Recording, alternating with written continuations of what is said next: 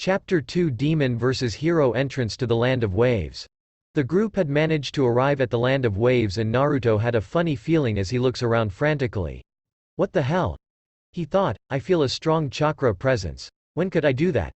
The group looked at Naruto in confusion. As Tazuna thought back to what happened before they arrived. Flashback: Naruto had just exited the forest stating he had a destiny. Tazuna grabbed Naruto's hand and looks at the triangle mark. So you are, mumbled Tazuna as Naruto pulled his hand back. What are you talking about, you drunk geezer? The blonde asked. Tazuna ignored the jab as he took a branch and drew 3 interconnection triangles laying the ground with a stick. Do you know what that is? He asked. A bunch of triangles? Asked Sakura. Close, but this is the symbol of the Triforce. Triforce? Asked Sasuke. Tazuna nodded before replying. Yes, and each of the triangle represents one of 3 things. The top represents power, the left represents wisdom, and the one on the right represents courage. Tazuna then looked at Naruto before he continued, and you young man, are blessed with the Triforce of courage.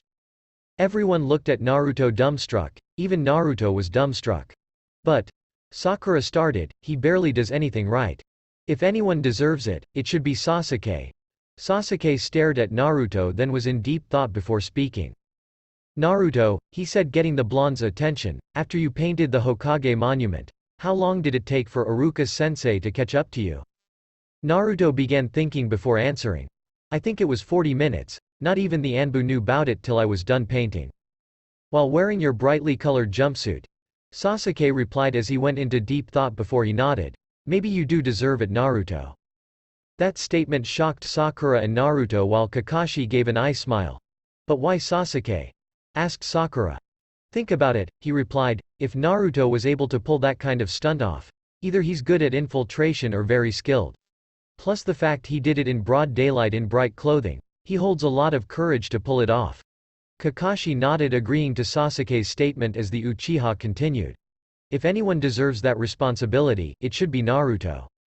Flashback end: Naruto continued looking around frantically as he heard a rustle in the bushes and prepped a shuriken before Fi spoke.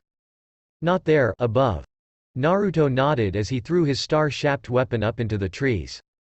Whoever was up there jumped down with his back towards the group. The person, obviously male, was wearing a light gray jumpsuit and wearing what looked like bandages on the lower portion of his face. Kakashi then spoke, addressing the newcomer. Zabuza Momochi. So even the great copycat knows who I am, spoke Zabuza. I feel honored.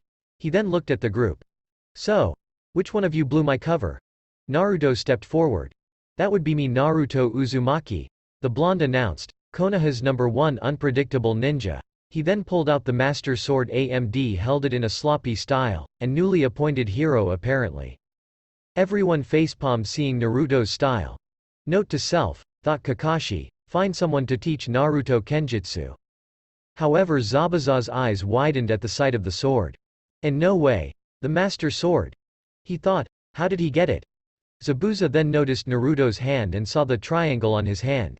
So, the mark of courage. Zabuza then chuckled before laughing. Everyone else blinked in confusion, wondering what was funny.